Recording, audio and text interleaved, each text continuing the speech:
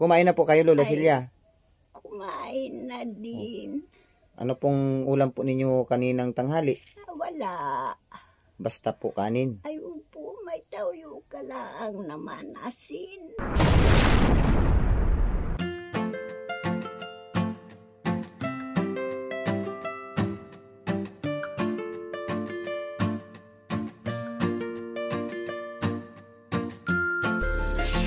Ayan po mga kalingap, dalhin po natin kay Lola Silya.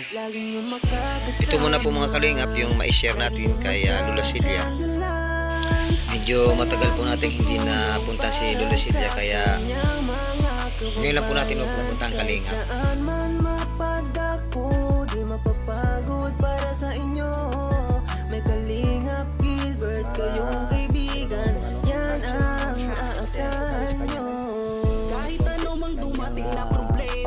Lagi nandyan siya at magpapasaya at magbibigay ng pag-asa para sa kababayan niya, lungkot ang natamasa. Kahit matarik man ang daan, di magsasawang maglaan. Tutulong sa kanyang kababayan, lagi niyong maaasahan. May gininto ang puso para sa inyo, isa ka sa ginawang instrumento ng ating Diyos Ama. Kalingap Gilbert ang makakasama nyo. Kumusta po Lola Yan si Lola Silya. Yan, kumusta po Lola Silya? Kumusta po Lola Silya? Natatandaan niyo po ako? Kumusta na po? Ayos man po. Nahinga pa rin. Kakaraos pa rin. Sino pong kasama ninyo ngayon? Wala. Wala ka pong kasama? Nasa pong kasama ninyo? Naroon sa labas. Nahanap ng bigas. Nahanap po ng bigas? Upo po kayo. Pwede pong makatuloy po. Upo. Lola Silya. Upo. Ito tayo. Okay na po kung pumakuha niyan, Lola Silya. Ayan. Tuloy po. Si Lola Silya.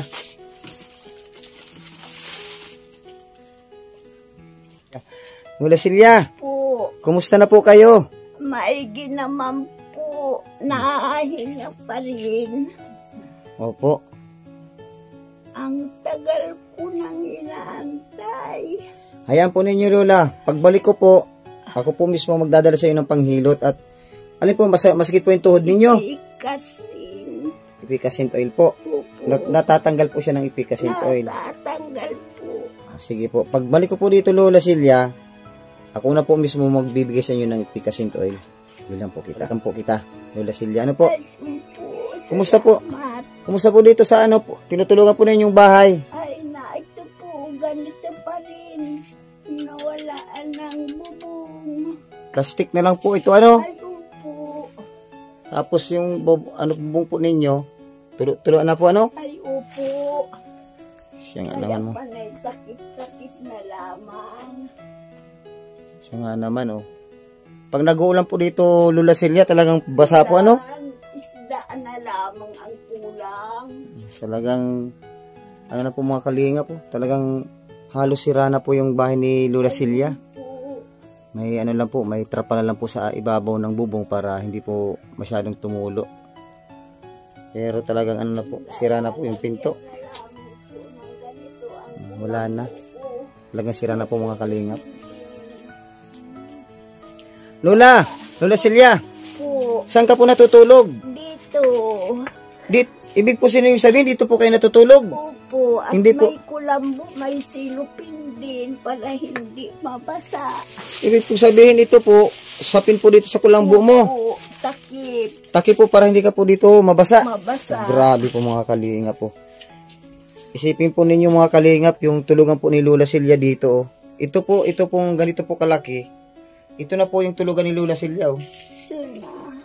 Grabe po mga kalingap. Bakit po dito po nyo naisipang humiga? Ay, Sa kapirasong ralamisa na yan. Di po ba nasakit ang likod nyo niyan? Hindi naman ako nababasa. Hindi ka po dito masyadong nababasa. Oo, Gawa ng mayroon nga naman po dito may plastic. trapal na may plastic.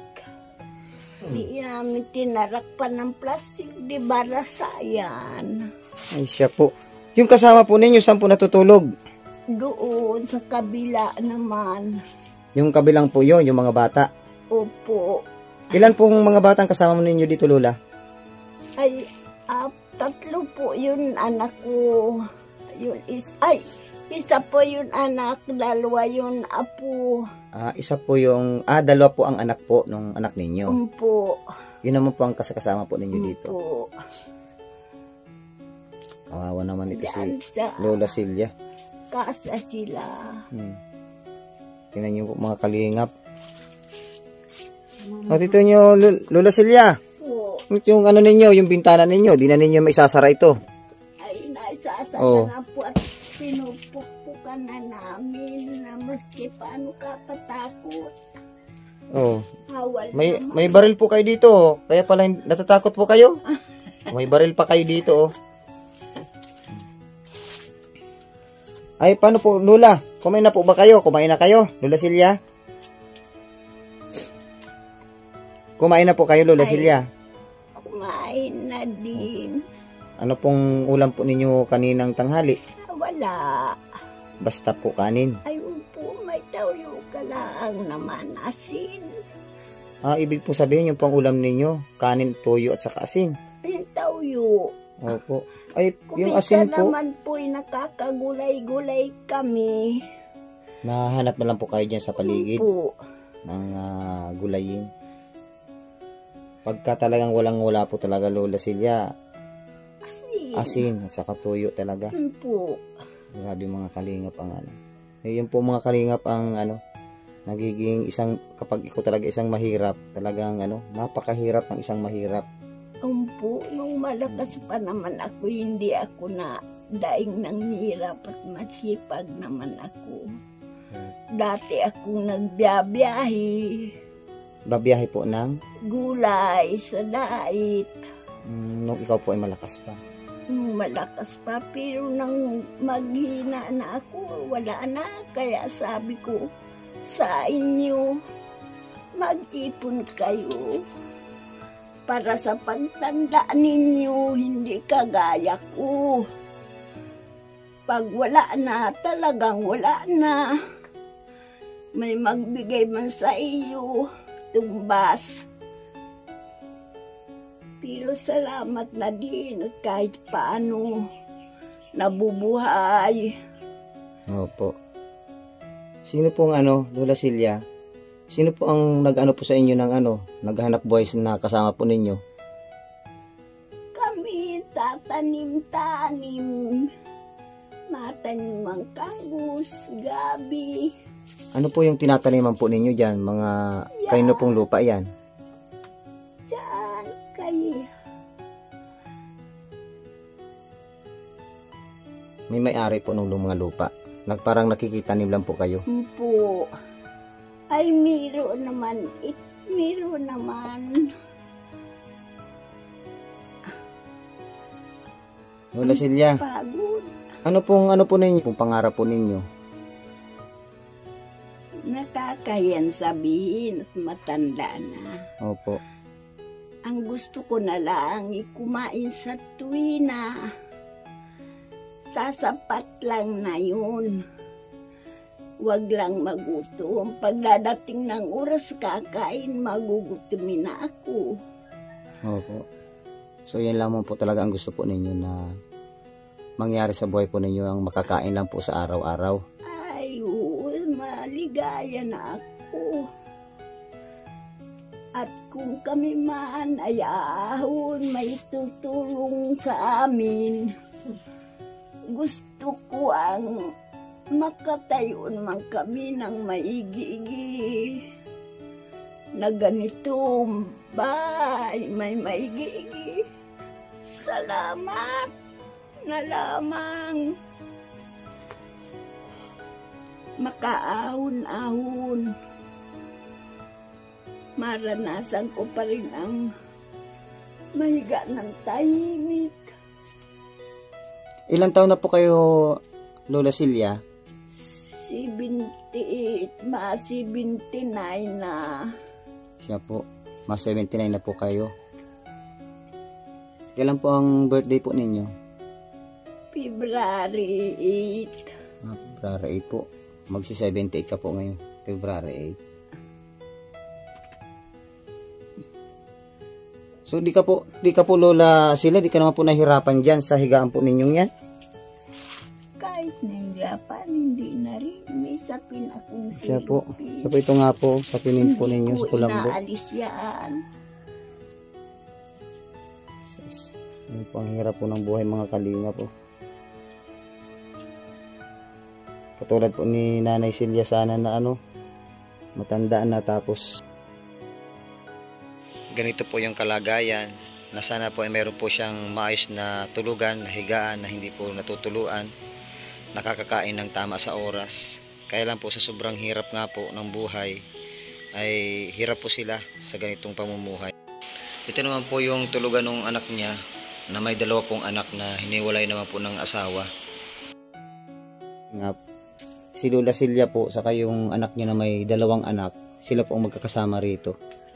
Kaya ang naghahanap buhay po dito yung kanyang babaeng anak. So Nanay Celia, Lola Celia, Po, meron pa akong ibibigay sa inyo. ano po, Meron pa ako Lola Celia rito dalang bigas. hirap yung anak ko. Lola Celia, meron pa akong gatas para sa inyo. Ay, salamat po. Yan, meron pong kape. Malaking bagay ito. Sabi ito, may sardinas po saka meron pong ito pa. Meron po kayong pang saing-saing mamaya. Ay, po, salamat po. Malaking tulong ito. At saka ngayon po Lola Celia, bibigyan po kita ng champurado. Ito po Lola Celia.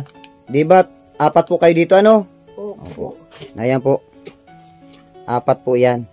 Para po tigi-isa po kayo. Pagdating po nung 2 mong apo, saka yung anak ninyo, ay pakibigay na lang po Lola Celia. Ano po? Po. Yan. Ako po Lola Celia ang malagay. Yan. Ay, salamat. Marami pong salamat. Okay, salamat. Marami pong salamat. Salamat din po Lola Celia. Malaking bagay na ito. Kunting bagay lang po yan Lola Celia. At pagbalik ko po dito Lola Celia, ay bilang po kita ng efficacent oil na inyo pong hiling po para po diyan sa masasakit ninyo.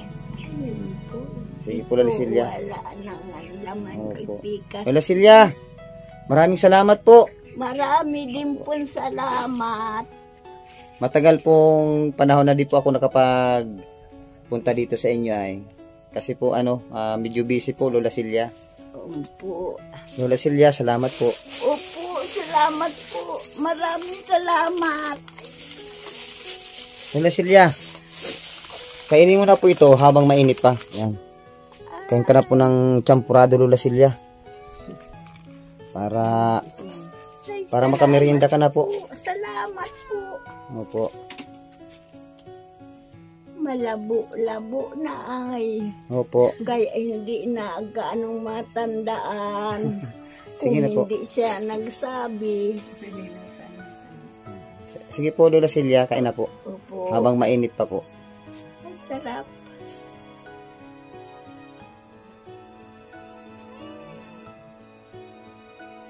Awa na si Lola Celia.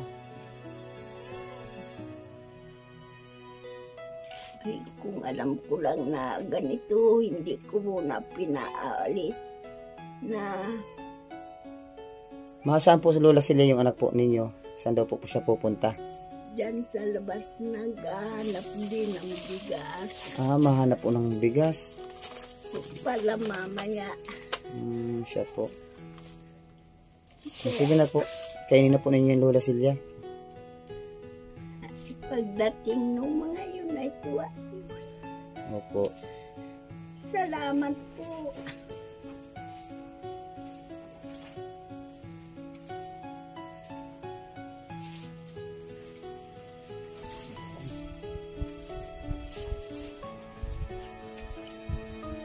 Maraming salamat po, Lola Silya. Salamat Pupunta na po din kami. Thank you po.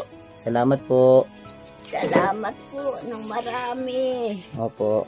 Salamat po. Opo. Diyan na po kayo, Lola Silya. Kumain na po kayo dyan. At kami po ay lalabas na po. Salamat po, Lola Silya. Opo. Salamat din po ng marami. Opo. So, dito sila mga kalingap nagluluto-luto.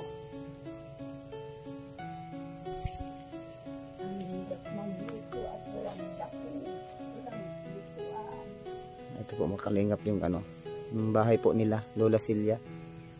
At Ang ayusin po dito mga kalingap sa bahay ni Lola Silya ay ito pong dingding, saka po yung yung bubong. Yun po mga ayusin sa kanya sa bahay ni Lola Silya. At yun pong kanyang higaan nga para maayos po yung higaan niya. papalitan po ng bubong yung kanilang bahay, ay si Lola Silya po ay hindi na po tutuluan dyan sa loob, at saka hindi na po siya tutulog doon sa kapirasong bangko lang yung tulugan nila, tulugan niya mga kalingap, kasi nga po doon siya sa may kantong yun, doon lang po yung parteng hindi natulo, kasi meron pong plastic na nakasapi naman, kaya doon siya natutulog sa kapirasong Upuan. mga kalingap. Maraming salamat po. Ayan po mga kalingap, at sa atin po mga nanonood, kung sino po ang gustong mag-share ng blessing kay Lola Silya, welcome po mga kalingap, para po meron naman po siyang makain sa pang-araw-araw.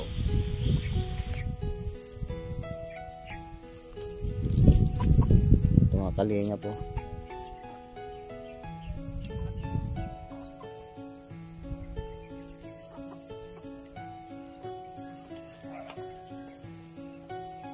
Talagang palitan na po mga kalingap yung yung bahay ni Lola Silya.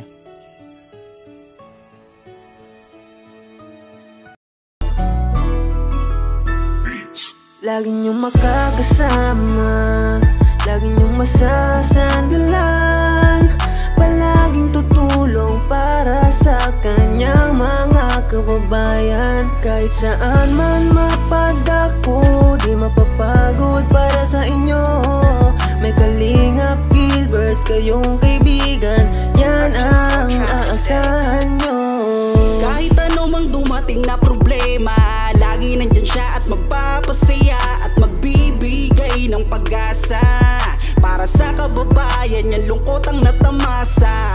Kahit matarik man ang daan, di magsasawang maglaan, tutulong sa kanyang kababayan, lagi niyong maaasahan. May gininto ang puso para sa inyo, isa ka sa ginawang instrumento ng ating Diyos Ama. Kalingap Gilbert ang makakasama nyo, di magbabago, siya ang tapat na kaibigan mo. Lagi niyong makakasama, lagi niyong masasandalan, palaging tutulong para sa kanyang mga kababayan. Kahit saan man mapadako, di mapapagod para sa inyo.